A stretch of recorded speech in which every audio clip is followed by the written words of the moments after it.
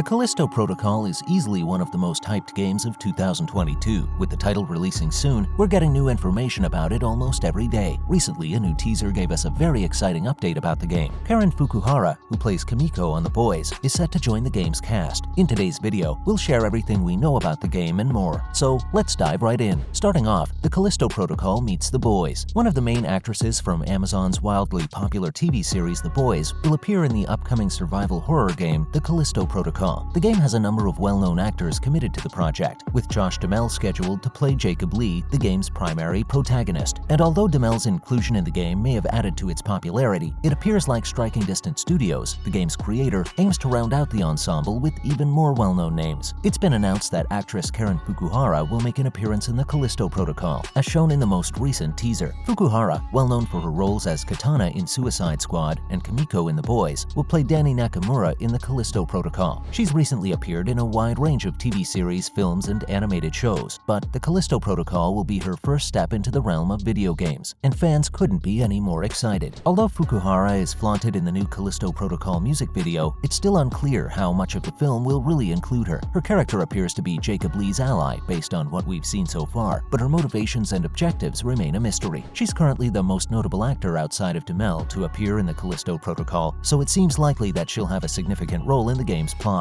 Followed by, what's the gameplay all about? The cosmic survival horror story takes place 300 years in the future. This adventure takes place in the year 2320 on Callisto, a Jupiter moon that's never been visited by humans. The game centers around horrifying creatures and a plot that's taking place in the ominous and perilous Black Iron prison on the moon. Details about the plot are few at this point because we only have a teaser and a few interviews to rely on, but what's certain is that the game will be narrative-focused and third-person. While talking with Games Radar Plus, Schofield stated that all the mystery surrounding the game is a very important component. What awaits you around the next corner? Why is that door closed? Looks like we won't be finding that out until we try the game for ourselves. He further said that they believe they've found a nice balance between revealing just enough and keeping some aspects such as the mechanics, characters, and plot a secret. This way they can reveal them over time as the game progresses, you know? They must leave certain secrets for the audience to discover. So far, we know that the game's main character is someone named Jacob Lee, and he apparently has the power to push and pull things with his arms. This was recently covered by Game Informer, who received additional screenshots and information about the game. Moving on to the grand experience. Fans of Dead Space will be happy to hear that Callisto plans to revive the game's brilliant diegetic HUD. Though you're probably wondering what that really means, it implies that your protagonist's avatar, costume, gun overlays, and other relevant information will be used to display your character's health and other pertinent information. An illustration of this diegetic HUD may be seen on the prisoner's neck in the trailer. In the previously mentioned teaser, the only other notable character is an enigmatic stranger observing the prison's surveillance cameras. We'll undoubtedly discover more about this mysterious individual soon enough, even if it's unclear whether the jail warden or someone else is to blame for the emergence of these terrifying animals. The last component of the narrative's unexpectedly confusing puzzle, a vessel known as Sharon. An announcer authorizes Sharon for landing as we see this mysterious guy hovering over the camera control panel. So far, we know very little about who's on this spacecraft. Next up, where exactly is the Callisto Protocol set? It takes place on a deserted moon. Specifically, Callisto, a dead moon of Jupiter, actually exists. A prison colony there named Black Iron has been constructed by a group known as the United Jupiter Company, according to the Callisto Protocol. When the protagonist Jacob Lee awakens one day, the jail has been overtaken by hostile aliens, as if a privately owned prison facility weren't already bad enough. It's an elegant F this stuff scenario that sounds just as influenced by the Dead Space video games as it is by the Alien movies. In a 2020 Discord Q&A, Schofield made a rather interesting statement. He said that jail is a bad enough place as it is. Now imagine a prison on the dead moon of Jupiter. It's sure to be terrifying. He thinks there isn't anything that could be more lonely or isolating. Lastly, when does it come out? The Callisto Protocol will be available from December 2nd, 2022 onwards. Considering Striking Distance Studios debuted in the middle of 2019, if the December release date is accurate, which it appears to be, it would be a short turnaround for a newly established studio. That said, considering their great track record in the genre, we're not too surprised. PlayStation 5, Xbox One, and PC have been listed as the game's platforms so far. There may have been a potential that Callisto Protocol could have ended up on Google's streaming service because the game is produced by Krafton. This is the company behind PUBG and who also put the Battle Royale on Stadia. But considering it's expected to shut down in 2023, we wouldn't get our hopes up. December 2nd is still a bit off, so we have some more time to explore the enigmatic history of this horrific new planet. In other news, first up, God of War Ragnarok drops the F-bomb. The extremely adult ESRB rating for God of War Ragnarok talk suggests that it contains the F-bomb, as well as decapitation and dismemberment. The recently released ESRB rating for the much-anticipated God of War sequel describes all the reasons why Kratos and Atreus' tale isn't appropriate for children. Anyone even somewhat familiar with the IP shouldn't be too surprised that it's aimed toward adults, but it's still a good idea to be aware of the specifics in case there's any explicit material you might be particularly sensitive to. You'll participate in a frenzied hand-to-hand battle against human-like raiders and mythical monsters, like centaurs, trolls, and dragons, according to the rating statement. There are also tons of regions to explore, so it's almost impossible to get bored with the game. Plus, players can now also assault enemies with axes. Yes, axes, because Kratos will have more than one this time. There are also other weapons like linked blades and an entirely new set of elemental abilities. Of course, this will cause huge blood splatter effects and dismemberment. Sounds fun, right? The rest of the text paints an especially violent picture of the game's concluding blows. These final moves will reportedly demonstrate close-up impalement through bladed and handheld weaponry. Moving on to one of the first breakout hits of Steam Next Fest. Undecember's free trial at Steam Next Fest is gradually winning over action RPG enthusiasts looking for something unique from Blizzard. A free-to-play ARPG in the Diablo vein, Undecember is published by Line Games in Korea. You can usually tell what to expect from a trailer, a top-down game in which you click on different kinds of horrifying monsters until they erupt into weapons that you can use to defeat even more terrible creatures. Dark dungeons, terrible foes, and piles of riches are the entire package. Undecember's freeform character classes are its distinctive hook. Character creation has no predetermined tasks, so you are free to alter your equipment and skill set whenever it best suits your playstyle. You are free to cast magic with a sword, or summon minions with a bow, or any other loadout you can think of, according to the official website. The game is one of the greatest breakouts on the first day of the Steam Next Fest. According to SteamDB, it peaked at 8,130 concurrent players, second only to the demo for the medieval city-building game Manor Lords. Finally, the next Witcher and Cyberpunk updated. Although The Witcher 3 Wild Hunt is regarded as one of the greatest single-player video games ever made, the upcoming Witcher game may very well rank among the finest multiplayer experiences ever. We weren't expecting CD Projekt Red to reveal that coming ahead, the majority of their games will include multiplayer components when the company made its announcements today. It's unclear what this really means, but The Witcher is clearly involved. The company added that it's introducing multiplayer to most of its new games to expand the single-player experience. CD Projekt Red also posted a picture tweet featuring both Ciri and Geralt alongside the announcement. It's clear that the upcoming Witcher will have some multiplayer components, but we still don't know just what these will be. That's a wrap for this video. Are you excited about the Callisto Protocol? Comment below, give this video a thumbs up, and subscribe to our channel for more videos like this. See you in the next one.